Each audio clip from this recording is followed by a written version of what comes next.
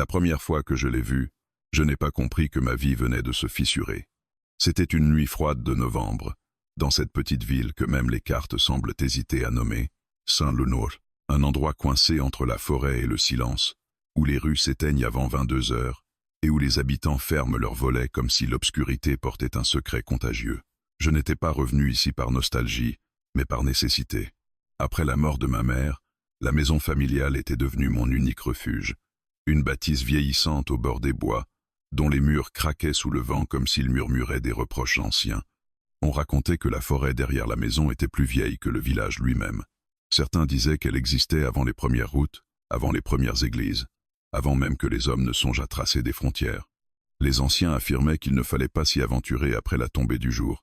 Moi, j'y allais chaque soir. Peut-être parce que le silence des arbres était plus supportable que celui des pièces vides. Peut-être parce que la solitude, au milieu des troncs noirs et de la brume rampante, semblait moins lourde que celle qui m'attendait dans ma chambre d'enfance. Ce soir-là, la brume s'était levée plus tôt que d'habitude. Elle glissait entre les troncs, avalant les formes, effaçant les contours du monde. L'air était humide, chargé d'une odeur de terre et de feuilles mortes. Je marchais sans but précis, les mains dans les poches, l'esprit saturé d'une fatigue que le sommeil refusait d'apaiser. Depuis des semaines, je ne rêvais plus. Ou peut-être rêvais-je trop, sans parvenir à distinguer la frontière entre la nuit et l'éveil. Puis j'ai senti quelque chose, pas un bruit, pas un mouvement, un regard, une sensation précise, aiguë, comme si une ligne invisible s'était tendue entre moi et un point fixe dans l'obscurité. Je me suis arrêté net, le vent a cessé, même les feuilles semblaient suspendues dans leur chute. Lentement, j'ai tourné la tête. Entre deux arbres tordus, je l'ai vu.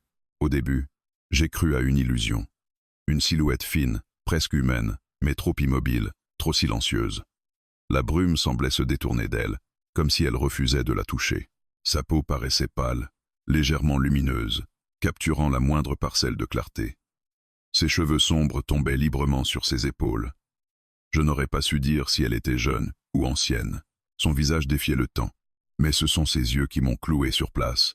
Ils ne reflétaient rien, ils semblaient contenir quelque chose de profond, d'ancien, de terriblement lucide. Je n'ai pas fui, je ne sais pas pourquoi. Peut-être parce que la peur était dépassée par la curiosité, peut-être parce qu'une part de moi la reconnaissait déjà. Qui êtes-vous? Ai-je demandé, la voix plus fragile que je ne l'aurais voulu. La silhouette n'a pas bougé immédiatement, puis ses lèvres ont frémi. Sa voix n'était ni grave ni aiguë. Elle semblait venir d'un espace plus vaste que sa propre poitrine. Ne me regarde pas comme ça, humain. Le mot a traversé l'air avec une douceur inquiétante. Humain. Pas monsieur, pas toi. Humain. Un frisson a remonté ma colonne vertébrale. Comme ça, comment? Ai-je murmuré. Ses yeux se sont légèrement plissés, sans agressivité, sans colère. Il y avait dans son regard une tristesse étrange, presque intime, comme si tu allais m'oublier. Mon cœur a raté un battement. Je ne vous connais même pas. Un silence dense s'est installé entre nous. Elle a fait un pas en avant. La brume a ondulé autour de ses jambes, révélant des pieds nus posés sur la terre humide. Tu me connais, a-t-elle dit simplement. Je voulais protester, rire, nier. Mais les mots sont restés coincés dans ma gorge, parce qu'au fond de moi, quelque chose vibrait. Une reconnaissance qui ne venait pas de ma mémoire, mais de mes os. Qui êtes-vous? Ai-je répété plus fermement. Elle a incliné la tête, comme si la question l'amusait légèrement. Ce que je suis n'a pas de nom dans ta langue. Cette phrase aurait dû me faire reculer. Au lieu de cela, j'ai avancé d'un pas. Alors expliquez-moi. Ses yeux ont brièvement scintillé d'une lueur argentée, presque liquide. Mon espèce ne se montre pas. Pourtant vous êtes là, parce que tu m'as appelé. Je me suis figé. Je n'ai appelé personne. Pas avec ta voix. Le silence est devenu plus lourd encore. Mon esprit cherchait des explications rationnelles. Hallucination, stress, isolement. Mais mon corps refusait ces hypothèses. Il reconnaissait quelque chose. Et cela me terrifiait davantage que sa présence. Vous dites que je vous ai appelé. Comment? Elle a posé une main contre sa poitrine. Le lien commence toujours ainsi. Quel lien? Elle s'est approchée encore, et je pouvais distinguer chaque détail de son visage. Il n'était pas parfait, pas sculpté comme une statue. Il était vivant, intensément vivant. Celui qui ne se brise pas. Un vent brusque a traversé la clairière, agitant les branches au-dessus de nous. Je me suis retourné instinctivement, Puis j'ai regardé à nouveau vers elle. Elle était plus proche. Je n'avais pas entendu ses pas. Mon cœur battait si fort que j'en avais la tête légère. Je ne comprends rien à ce que vous racontez. Elle a levé la main. Sur son poignet, juste sous la peau, une marque fine brillait faiblement. Une ligne courbe, presque un symbole ancien. Soudain, une douleur aiguë a traversé mon propre poignet. Je me suis agrippé le bras, tombant à genoux. La brûlure était réelle, intense, comme si quelque chose s'imprimait dans ma chair. « Regarde » a-t-elle murmuré. Je ne voulais pas, mais j'ai obéi. Sur ma peau, exactement au même endroit, une ligne lumineuse apparaissait lentement, la même, parfaitement identique. Ma respiration est devenue chaotique. Qu'est-ce que vous m'avez fait? Rien que tu n'aies déjà accepté. Je n'ai rien accepté. Ses yeux se sont adoucis. Si, ta solitude, ta colère, ton appel silencieux, tout cela nous a guidés. Nous, un voile, a traversé son regard. Je suis venu avant les autres. Un frisson glacé m'a parcouru. Les autres? Elle n'a pas répondu immédiatement. Elle a tendu la main vers mon visage. Je savais que je devais reculer. Je ne l'ai pas fait. Ses doigts ont frôlé ma tempe, et des images ont éclaté derrière mes paupières. Des silhouettes semblables à elle à travers les siècles, des humains, des serments murmurés dans l'ombre, des vies entremêlées, des morts partagées. Je me suis arraché à son contact, haletant. Arrêtez. Elle a baissé la main. Mon espèce lit pour toujours humain. Les mots ont résonné différemment cette fois, pas comme une menace, mais comme une vérité gravée dans la pierre. Je ne veux pas de ça. Elle m'a observé longuement, et pour la première fois, une douleur sincère a traversé son visage. Le vouloir n'a jamais été la condition. Un craquement a retenti derrière moi. Je me suis retourné brusquement. Rien. Quand j'ai reporté mon regard vers elle, elle reculait déjà, la brume se refermant autour de son corps. « Attendez !» Et je criai. Elle s'est arrêtée une dernière fois. Ses yeux ont capturé les miens avec une intensité presque douloureuse. « Ne me regarde pas comme ça, humain. » Sa voix était plus douce, presque fragile, comme si tu pouvais encore choisir. Puis elle a disparu. La clairière est redevenue ordinaire. Le vent a repris. Les insectes ont chanté. Je suis resté à genoux longtemps, le poignet brûlant, le cœur fracassé. Quand enfin je me suis relevé, la marque brillait faiblement sous ma peau. Et je savais, au plus profond de moi, que quelque chose venait de commencer. Que je n'étais plus seul dans ce corps, ni dans cette forêt, ni dans cette vie. Je n'ai pas dormi cette nuit-là. Chaque fois que je fermais les yeux, je revoyais son regard. Pas son visage entier, pas même la marque lumineuse sur son poignet, seulement ses yeux. Il me poursuivait dans l'obscurité, vaste et silencieux, comme s'il m'observait de l'intérieur. La brûlure à mon propre poignet ne s'était pas estompée. Au contraire, elle pulsait doucement, comme un second battement de cœur sous ma peau. À l'aube, la lumière grise a filtré à travers les rideaux poussiéreux de ma chambre d'enfance. Je me suis redressé lentement, l'esprit engourdi, espérant presque que tout cela n'ait été qu'un rêve fiévreux. Mais lorsque j'ai tourné mon bras vers la fenêtre, la marque était toujours là. Fine, courbe, légèrement argentée, identique à celle que j'avais vue sur elle. Je me suis levé brusquement et me suis dirigé vers la salle de bain. Le miroir au-dessus du lavabo était piqué de taches sombres, déformant légèrement mon reflet. J'avais le teint plus pâle que d'habitude. Les cernes creusaient mon regard. Mais ce n'était pas la fatigue qui me troublait. C'était cette sensation persistante de ne pas être seul. Pas dans la maison, pas dans mon esprit. Je me suis passé de l'eau froide sur le visage, tentant de dissiper l'angoisse. Hallucination, et je murmurais à voix haute. Stress, deuil, isolement. Les mots sonnaient creux. Mon poignet a brûlé plus intensément, comme pour contredire mon raisonnement. Je devais comprendre. Après un café avalé sans goût, j'ai quitté la maison. Le village semblait plus étroit que dans mon souvenir. Les façades grises, les vitrines vieillissantes, les regards furtifs des habitants. Ici, les rumeurs circulaient plus vite que le vent. Si quelque chose d'étrange existait dans cette forêt, quelqu'un devait en avoir parlé. Je me suis rendu à la petite bibliothèque municipale, un bâtiment ancien coincé entre l'église et la mairie. À l'intérieur, l'odeur du papier jauni et du bois ciré flottait dans l'air. Madame Renaud, la bibliothécaire, m'a salué d'un signe de tête prudent. Elle m'avait connu enfant, mais depuis mon retour, elle semblait me regarder comme si j'étais devenu un étranger. Je cherche des archives locales, ai-je dit en essayant de paraître détaché, des légendes ou des histoires anciennes sur la forêt. Son regard a légèrement changé. Pas de surprise, plutôt une gêne. Les jeunes aiment se faire peur, a-t-elle répondu en se dirigeant vers une étagère poussiéreuse. Mais certaines histoires sont mieux oubliées. Elle m'a tendu un vieux recueil relié en cuir, sans ajouter un mot. Je me suis installé à une table près de la fenêtre et j'ai commencé à feuilleter les pages. Disparition inexpliquée. Témoignages confus. Des phrases récurrentes revenaient dans plusieurs récits séparés par des décennies. Ils les regardent, ils choisissent. Le lien ne se défait jamais. Mon souffle s'est ralenti. Un passage en particulier a attiré mon attention. Un témoignage datant de 1893. Un homme affirmait avoir rencontré une femme de brume dans la forêt. Il décrivait des yeux, trop vastes pour être humains, et une marque apparue sur sa peau après leur rencontre. Le texte se terminait par une phrase soulignée à l'encre sombre. « Il ne mente pas à ce qu'il lit. » Mon poignet a picoté. Je n'étais pas le premier. Je n'étais pas fou, mais cela ne me rassurait pas. En sortant de la bibliothèque, j'ai senti les regards peser sur moi. Deux hommes discutaient à voix basse près de la boulangerie. Lorsque je suis passé devant eux, le silence est tombé brusquement. L'un d'eux a murmuré. Il vit près des bois, lui. La forêt n'était pas seulement un décor, elle était un avertissement. Le reste de la journée s'est écoulé dans une tension sourde. Je tentais de m'occuper, de ranger la maison, de trier les affaires de ma mère, mais chaque bruit me faisait sursauter. À plusieurs reprises, j'ai cru percevoir un mouvement derrière les fenêtres, une silhouette entre les arbres. Elle ne revenait pas, et pourtant, je la sentais. À la tombée du jour, la brûlure s'est intensifiée. Je me suis tenu longtemps devant la porte arrière, hésitant.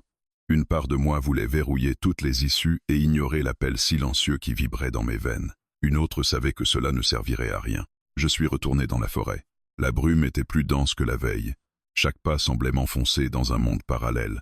Le silence était si profond qu'il en devenait presque sonore. « Je sais que vous êtes là. » ai-je lancé dans l'obscurité. Rien. Puis, lentement, la température a chuté.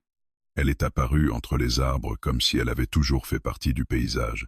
Pas d'effet spectaculaire, pas de lumière soudaine. Juste sa présence, nette, irréfutable. « Tu es revenu » a-t-elle dit. Ce n'était pas une question. J'ai trouvé des témoignages. Ai-je répliqué, tentant de garder une contenance. D'autres personnes vous ont vu. Elle a incliné légèrement la tête. Nous ne nous cachons pas toujours. Pourquoi moi? Cette fois, elle s'est approchée sans détour. Son regard était plus intense que la veille, plus grave, parce que tu nous entends. Je n'entends rien. Un silence s'est étiré entre nous, puis elle a murmuré. Tu entends le vide. Et tu y réponds. Ces mots ont frappé juste. Trop juste. Ces histoires, ai-je repris. Elles disent que votre espèce ment, que vous manipulez les humains. Une ombre a traversé son visage. Les humains mentent pour survivre, a-t-elle dit doucement. Nous lions pour survivre. Ce n'est pas une réponse. C'en est une. Elle a levé son poignet, révélant la marque brillante. La mienne a réagi immédiatement, diffusant une chaleur diffuse sous ma peau. Mon espèce ne connaît pas la trahison, a-t-elle déclaré. Une fois le lien formé, il est éternel. Le mot a résonné dans ma poitrine. Éternel. Jusqu'à quoi? Son regard a légèrement vacillé. Jusqu'à la fin de l'un de nous. Le sol m'a semblé moins stable. Et si je refuse? Elle s'est approchée encore, si près que je pouvais sentir une énergie subtile émaner d'elle, une vibration presque imperceptible. Le lien ne demande pas la permission, a-t-elle soufflé. Mon cœur battait violemment. Alors je suis condamné? Non. Sa voix s'est adoucie. Tu es choisi. Un craquement sec a retenti derrière moi. Cette fois, je n'ai pas sursauté seul. Elle a tourné la tête brusquement, son expression changeant pour la première fois en quelque chose de tendu, de vigilant. Ils t'ont senti, a-t-elle murmuré. Qui ça? Son regard est revenu au mien, plus sombre. Ceux qui chassent ce que nous sommes. Le vent s'est levé soudainement, faisant vibrer les branches au-dessus de nous. La forêt n'était plus silencieuse, elle était attentive.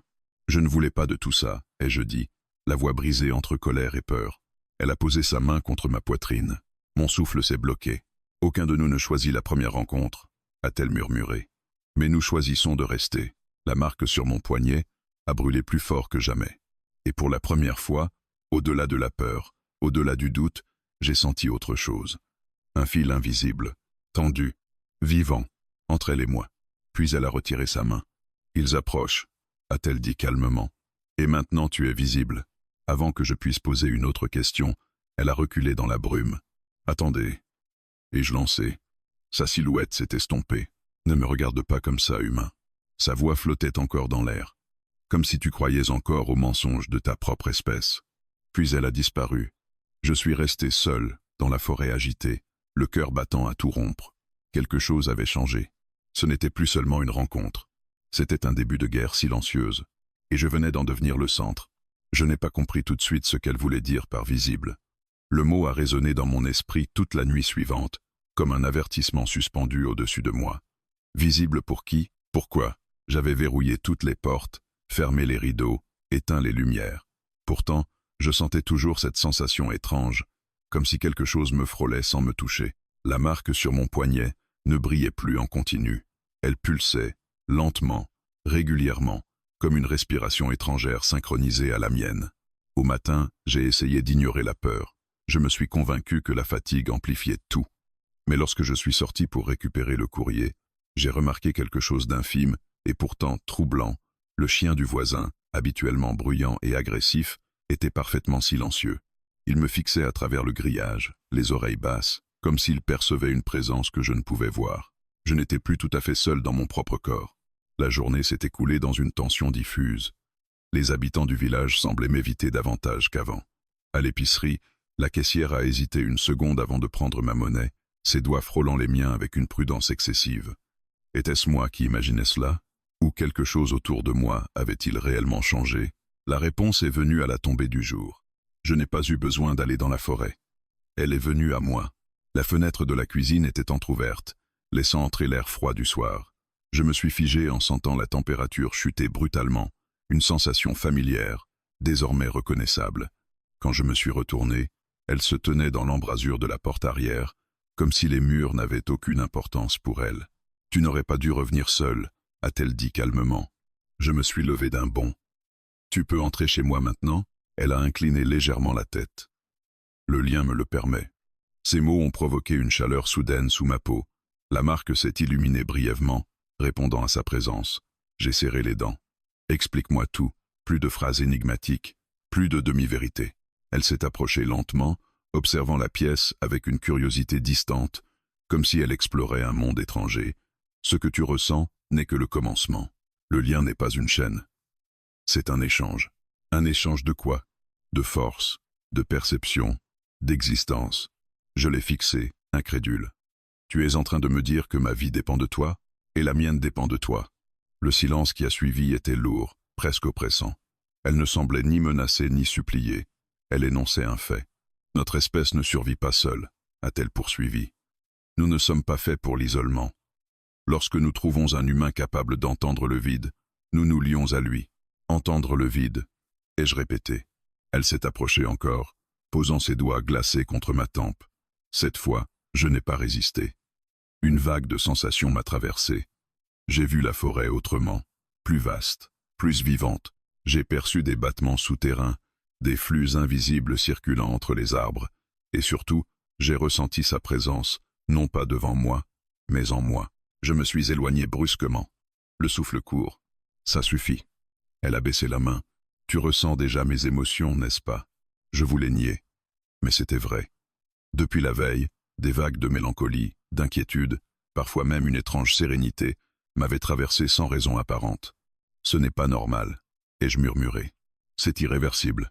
Le mot a frappé comme un coup sec. Alors je suis prisonnier. Pour la première fois, une ombre de contrariété a traversé son regard. Ce n'est pas une prison, c'est une union. Je me suis mis à rire nerveusement. Une union? Je ne t'ai jamais demandé de partager mes pensées. Tu as demandé à ne plus être seul. La phrase m'a coupé net. Elle avait raison. Chaque nuit, dans cette maison vide, j'avais pensé ces mots sans les prononcer. Je ne veux plus être seul. Le lien amplifie ce que tu es, a-t-elle expliqué. Ta force comme ta peur. Si tu doutes, je m'affaiblis. Si tu m'acceptes, nous devenons plus forts. Plus forts contre qui? Son regard s'est assombri. Ceux qui chassent l'éternité. À peine avait-elle prononcé ces mots qu'un bruit violent a retenti à l'extérieur, comme un choc métallique contre la clôture. Je me suis tourné vers la fenêtre. Des silhouettes se dessinaient au-delà des arbres. Trop droites, trop organisées. Elle a réagi immédiatement. Son corps s'est tendu, et pendant une fraction de seconde, sa forme a vacillé. Sa peau a semblé se couvrir d'une lumière argentée plus intense, et ses yeux ont brillé d'un éclat presque surnaturel. Ils sont déjà là. a-t-elle murmuré. Qui sont-ils? Des humains qui ont appris à nous craindre. Un deuxième choc a résonné, plus proche. Mon cœur battait si fort que j'en avais la nausée. Tu dois choisir, a-t-elle dit en me fixant intensément.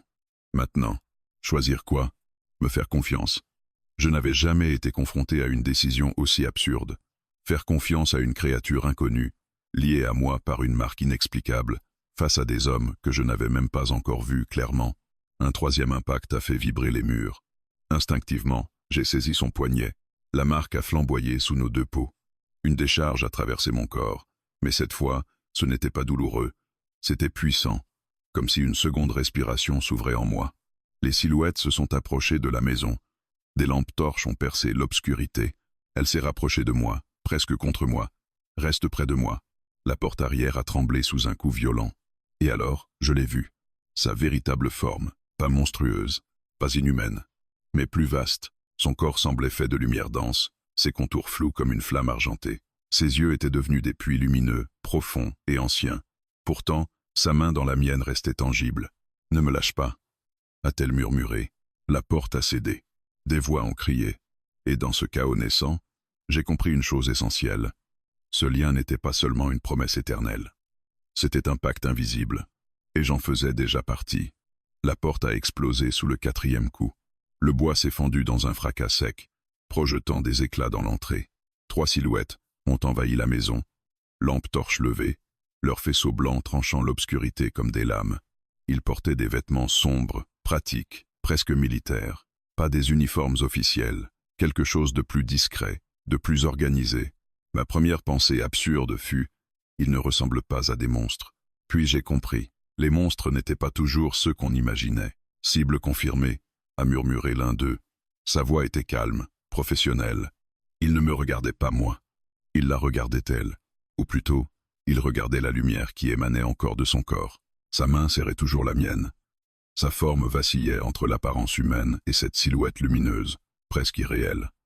Je sentais son énergie vibrer contre ma peau, instable, tendue. « Recule derrière moi », a-t-elle soufflé. « Non », ai-je répondu instinctivement. Je ne savais pas d'où me venait ce courage. Peut être du lien, peut être de la peur. L'un des hommes a levé une arme étrange. Elle ne ressemblait pas à un fusil ordinaire, plus fine, plus allongée. Un dispositif métallique parcouru de lignes gravées. Neutralisation autorisée, a-t-il dit. Un tiro retente. Pas un coup de feu classique. Un son aigu, presque électrique. Un rayon pâle a traversé la pièce. Elle a poussé un cri étouffé. La lumière autour d'elle a vacillé brutalement. J'ai senti la douleur comme si on m'avait frappé moi-même. Mon poignet a brûlé violemment, la marque irradiant sous ma peau. Je suis tombé à genoux. Il ne la blessait pas seulement. Il nous attaquait. Le lien est actif, a observé un autre homme. Confirmer la résonance. Il savait exactement ce qu'il faisait. Elle s'est redressée malgré la douleur visible dans ses yeux.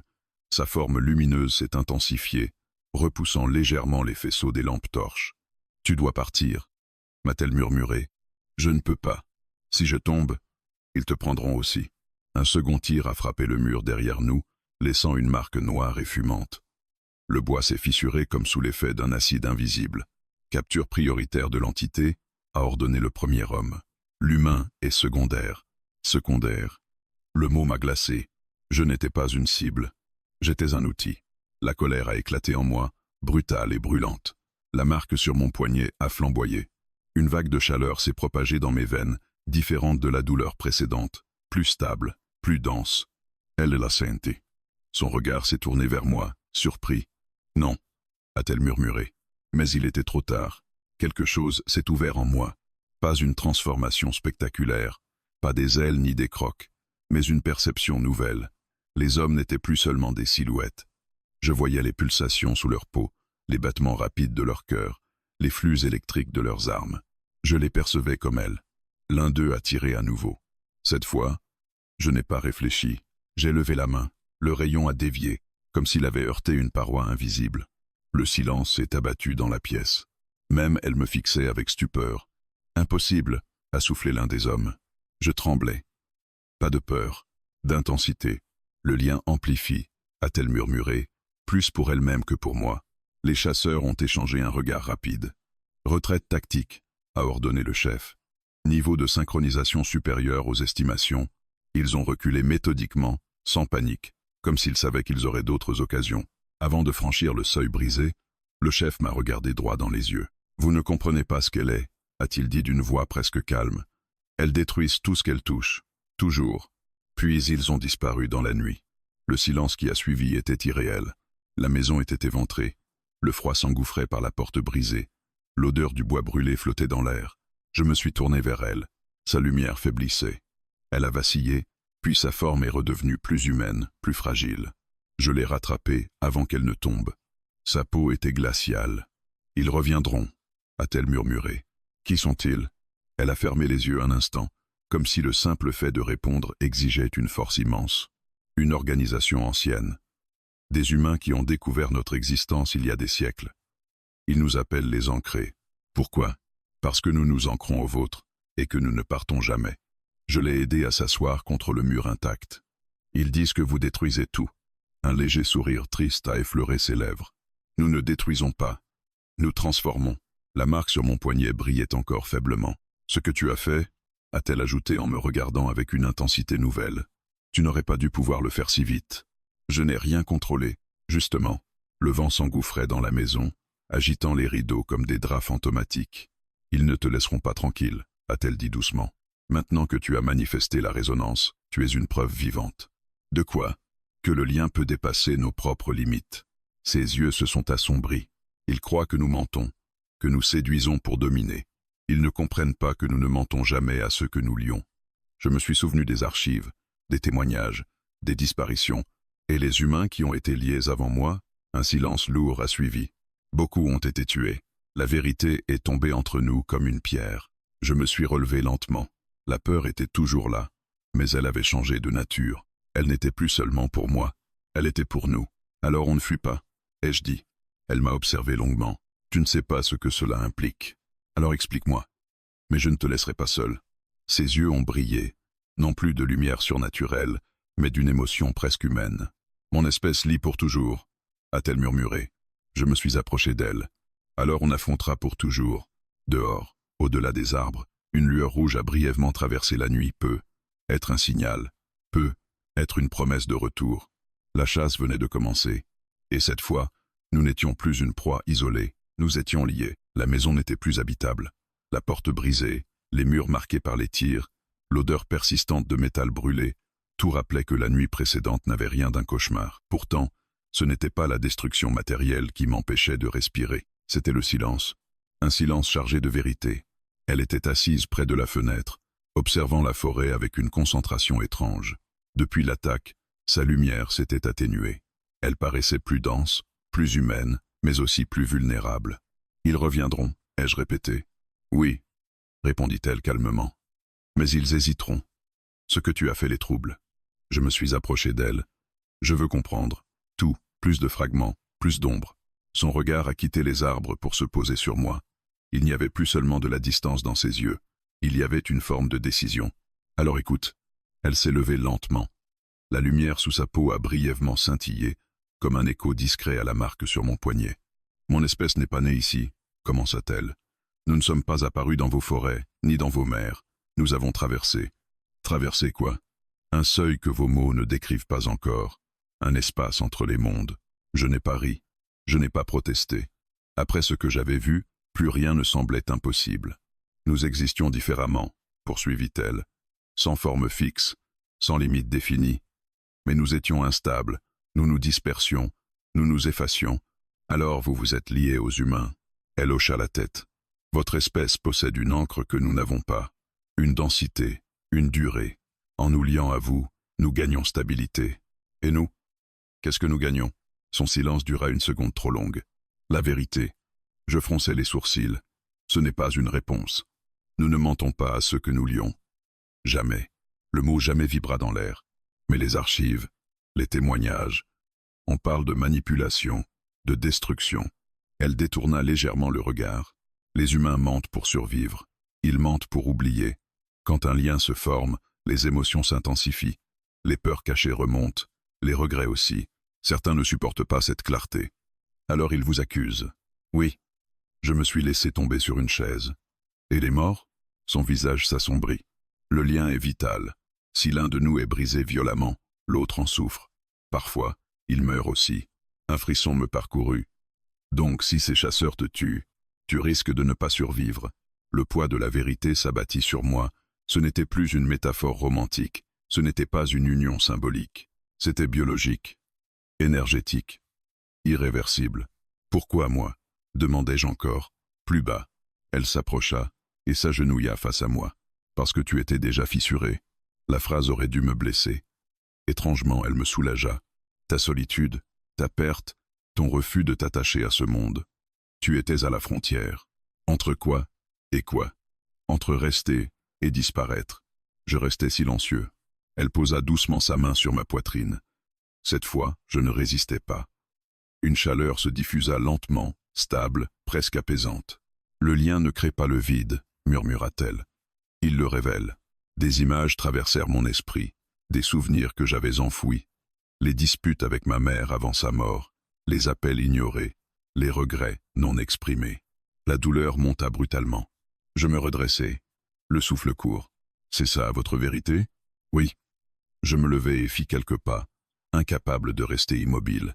Alors les chasseurs pensent nous sauver de ça? Elle se releva également. Ils ont vu des humains sombrer. Ils ont vu des villes brûler quand certains liés ont perdu le contrôle. Ils croient que nous provoquons le chaos. Et ce n'est pas le cas? Son regard croisa le mien sans détour. Nous amplifions ce qui est déjà là. Le silence retomba. Je compris soudain pourquoi il parlait de mensonges. Parce que la vérité était plus effrayante que l'illusion. Un lien qui ne ment pas, qui ne dissimule rien, qui expose chaque faille. Combien de temps avons-nous? Demandai-je. Peu. Ils étudieront la résonance que tu as manifestée. Ils chercheront à la neutraliser. Neutraliser comment? Elle hésita. En nous séparant de force. La brûlure de ma marque s'intensifia brièvement, comme une réaction instinctive à cette idée. Tu as dit que le lien était irréversible. Il l'est naturellement, mais la violence crée des fractures. Je la fixai longuement. Et si je décide de rompre? Son regard vacilla. Ce n'est pas une décision simple. Tu pourrais survivre, mais tu ne serais plus entier. Et toi, je me disperserais.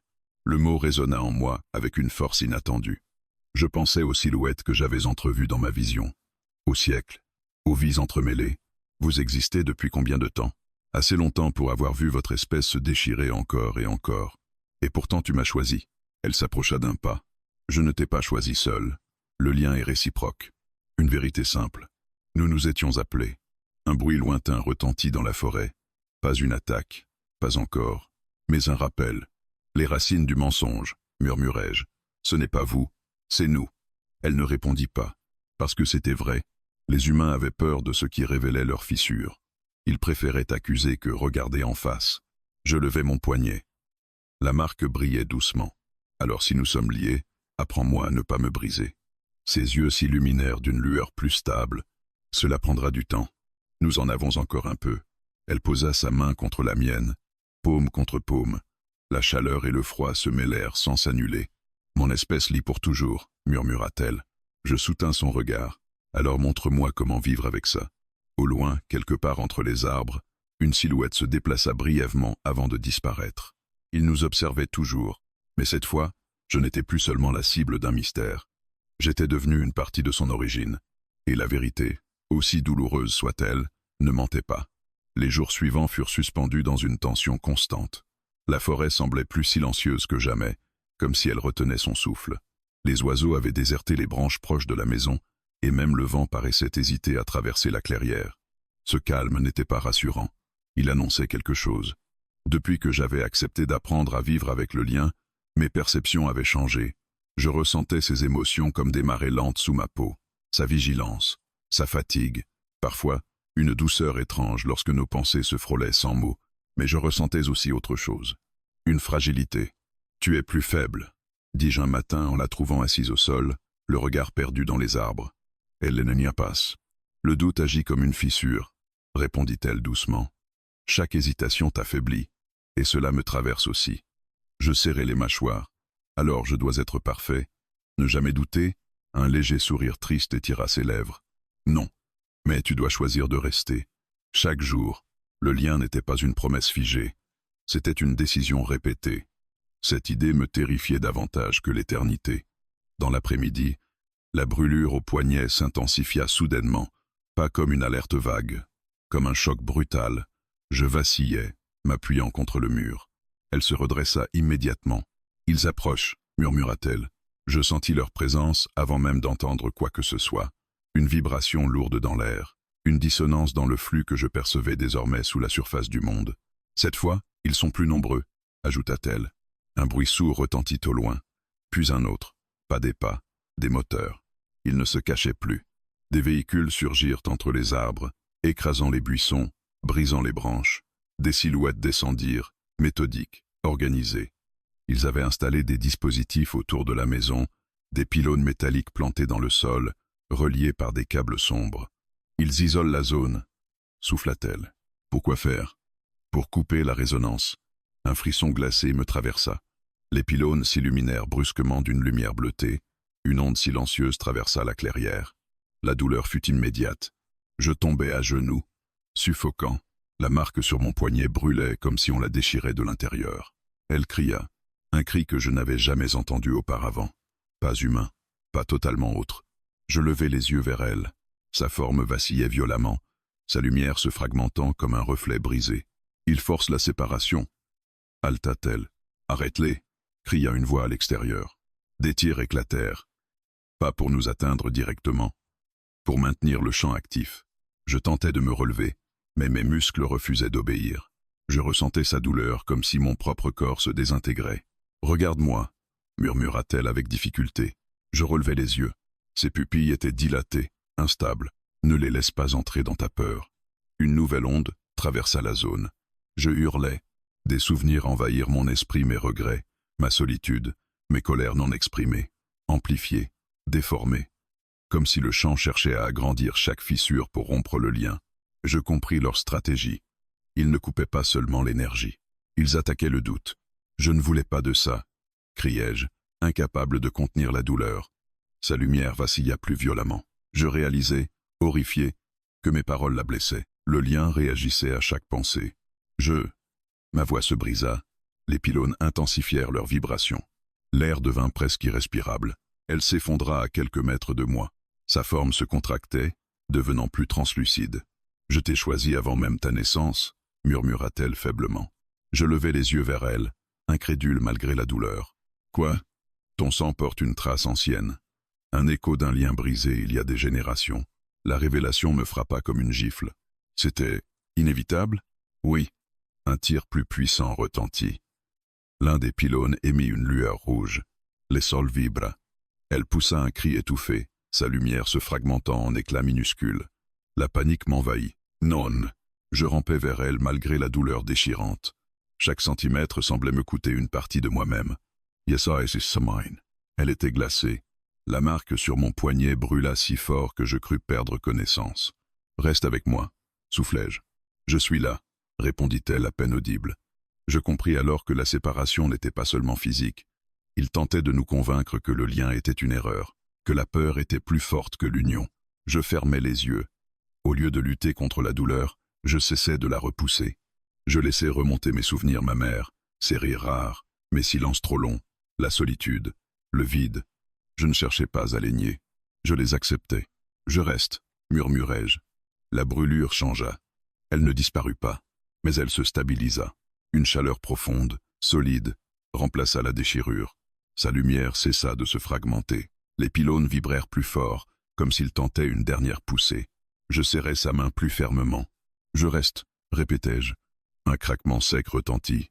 L'un des pylônes explosa dans une gerbe d'étincelles. Puis un second.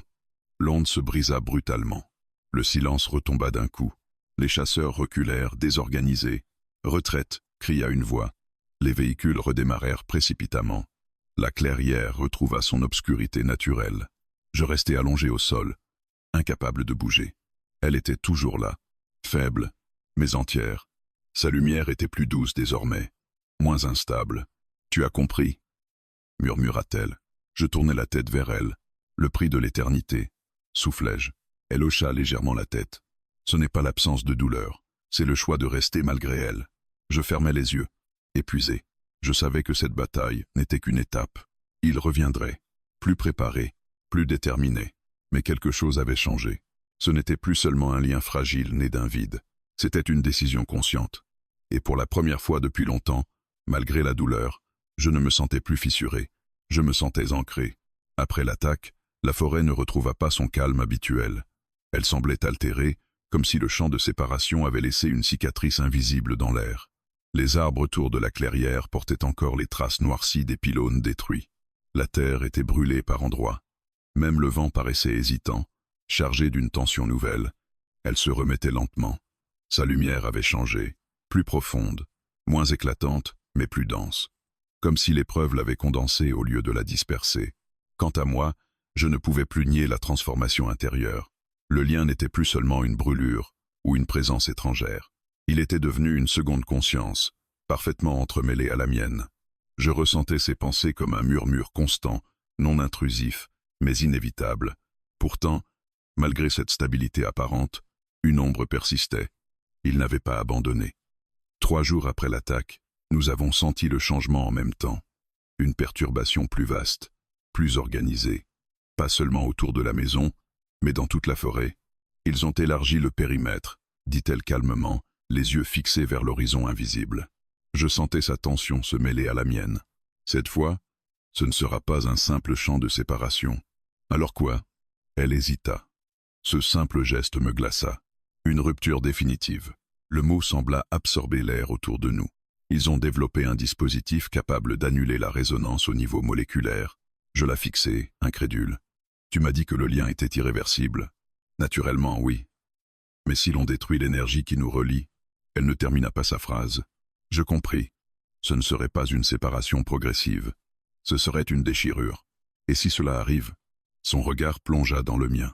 Tu survivras peu être, mais tu ne ressentiras plus rien de moi, ni moi de toi.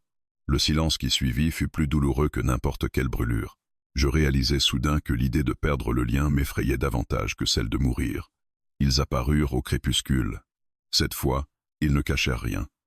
Des projecteurs puissants illuminèrent la forêt. Des drones survolaient la clairière, émettant un bourdonnement aigu.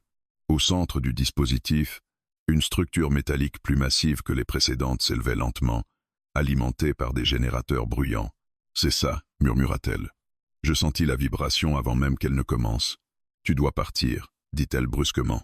Je secouai la tête. Non. Si le dispositif s'active pleinement, je ne pourrai pas maintenir ma forme.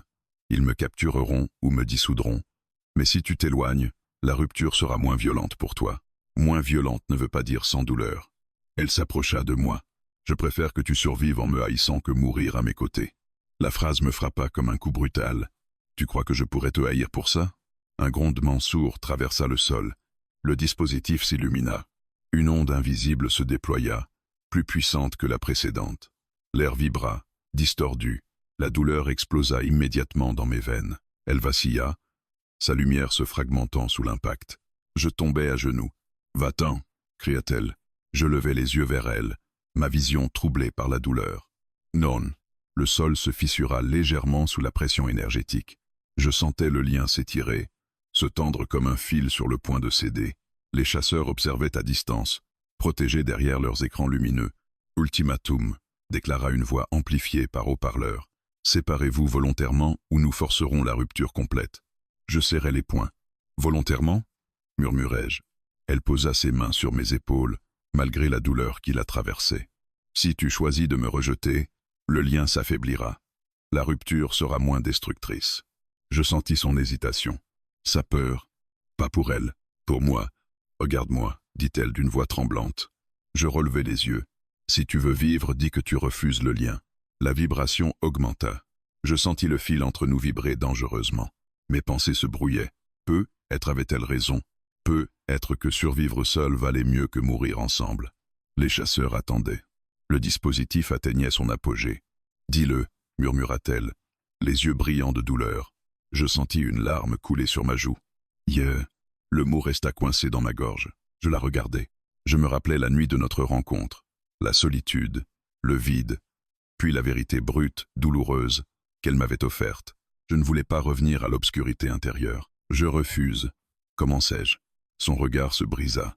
Puis je terminai. « De te perdre. La marque sur mon poignet explosa de lumière. Pas une lumière fragile. Une onde pure, dense, stable. Je me relevai malgré la douleur, la tenant fermement contre moi. Je ne romps pas. Le lien cessa de vibrer.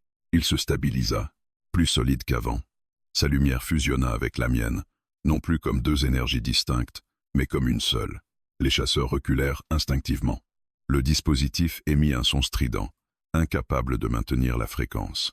Une onde inverse jaillit de nous, pas violente, mais irrésistible. La structure métallique se fissura, puis s'effondra dans une pluie d'étincelles. Les drones tombèrent au sol. Le silence retomba brutalement. Je restai debout, haletant. Elle me regardait comme si elle me voyait pour la première fois. « Tu as accepté pleinement », murmura-t-elle. Je sentais la transformation en moi. Pas une mutation monstrueuse, mais une ouverture. Je percevais la forêt entière. Chaque racine, chaque battement vivant. « Qu'est-ce que je suis devenu ?» demandai-je. Elle s'approcha, posant son front contre le mien. « Toi. » Mais complet. Au loin, les chasseurs battaient en retraite. Leur ultimatum avait échoué. Je ne savais pas encore quel prix nous paierions pour cette victoire. Mais une chose était certaine. Je ne pouvais plus prétendre être simplement humain, et je ne le voulais plus. La forêt n'était plus la même. Après l'effondrement du dispositif, quelque chose avait changé dans l'air, dans la lumière, dans la façon même dont le silence se déposait entre les arbres. Ce n'était plus un silence menaçant, c'était un silence vivant. Je le percevais désormais clairement. Chaque racine sous la terre vibrait doucement. Chaque branche portait une mémoire fragile. La forêt n'était pas simplement un lieu, c'était un réseau d'échos, et je faisais partie de ces échos. Elle se tenait à mes côtés, plus stable que jamais. Sa lumière ne vacillait plus. Elle n'était ni plus forte ni plus éclatante, elle était harmonieuse. « Ils ne reviendront pas tout de suite », dit-elle doucement. « Non », répondis-je. Ils ont compris que la force ne suffirait pas. Je ressentais encore les résidus de leur technologie dans le sol, comme une cicatrice énergétique. Mais leur retrait était réel. Prudent, temporaire peut-être. Définitif, je l'espérais. Les jours suivants s'écoulèrent sans attaque. Le village, cependant, n'était pas indemne. Les habitants avaient entendu les explosions, vu les lumières. Des rumeurs circulaient déjà. Certains parlaient d'exercices militaires secrets, d'autres de phénomènes atmosphériques. Personne ne parlait de nous, mais les regards avaient changé. Ils me fixaient comme s'ils sentaient quelque chose d'indéfinissable, une distance subtile, une altération. Je n'étais plus exactement comme eux. Je le sentais. Elle aussi. « Le lien est complet », murmura-t-elle un soir alors que nous marchions entre les arbres. « Tu n'es plus simplement ancré à moi, tu es devenu un point d'équilibre. » Entre quoi et quoi? Entre nos deux espèces. Je m'arrêtai. « Tu veux dire, tu peux survivre sans moi maintenant ?» La phrase me glaça. « Ce n'est pas ce que je veux. » Elle me regarda longuement. « Je le sais, mais le lien n'est plus une dépendance. C'est un choix conscient. » Je levai mon poignet. La marque n'était plus une simple ligne lumineuse. Elle s'était approfondie, intégrée à ma peau comme un motif naturel. « Et toi ?» demandai-je. « As-tu encore besoin de moi pour exister ?» Un léger sourire apparut. « Je ne me disperserai plus. Pas tant que tu restes. » Le vent traversa les arbres, doux cette fois. Pour la première fois depuis notre rencontre, je ne ressentais pas la menace imminente d'une rupture. Mais je ressentais autre chose. Une transition. « Que se passe-t-il maintenant ?» demandai-je. Elle tourna son regard vers le ciel nocturne. Notre espèce n'a jamais eu de médiateur. Nous étions soit cachés, soit traqués. Je compris lentement. « Tu penses que je peux ?»« Oui. » Le mot résonna avec une certitude tranquille. « Tu portes le lien sans te perdre. Tu as choisi malgré la peur. Cela nous change. » Je restai silencieux. Je n'avais jamais voulu être le centre de quoi que ce soit, encore moins d'un équilibre entre deux mondes. Pourtant, au fond de moi, je savais que le vide qui m'habitait autrefois avait disparu. Il avait été remplacé par quelque chose de stable, de vivant. Les semaines passèrent, les chasseurs ne revinrent pas. Peut-être qu'ils étudiaient, peut-être qu'ils attendaient, mais la forêt ne semblait plus hostile. Elle m'acceptait. Les animaux ne fuyaient plus à mon approche, les nuits n'étaient plus lourdes. Un soir, alors que nous étions assis près de la clairière où tout avait commencé, elle me regarda avec une intensité différente. « Il y a une dernière chose que tu dois comprendre, » dit-elle. « Quoi ?» Le lien ne traverse pas seulement le temps, il traverse les vies. Je fronçai les sourcils. « Tu veux dire la réincarnation ?» Pas exactement, mais l'écho demeure. Si ton corps disparaît un jour, la trace du lien cherchera à se reformer. Je la fixai. incapable de détourner les yeux. Alors ce n'est jamais vraiment fini. Non. Le mot n'était ni rassurant, ni effrayant. Il était simple. Vrai. Je pensais à l'homme de 1893, à la femme de brume qu'il avait décrite, à la trace ancienne dans mon sang. Peut être que l'histoire ne commençait jamais vraiment. Peut être qu'elle continuait seulement. Je me levai et lui tendis la main. Elle la prit.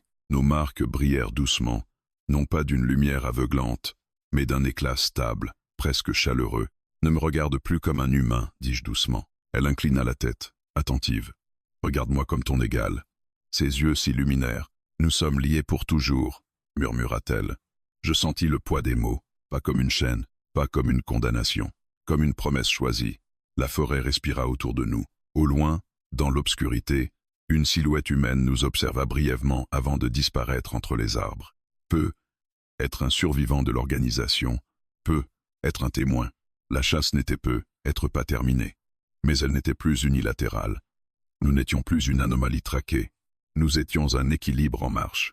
Je levai les yeux vers le ciel, vers les étoiles qui scintillaient faiblement au-dessus de la canopée. Je ne savais pas combien de temps mon corps durerait. Je ne savais pas quel conflit viendrait encore. Mais je savais une chose avec une certitude tranquille. Je n'étais plus fissuré. Je n'étais plus seul. Et pour la première fois de ma vie, l'éternité ne me faisait plus peur.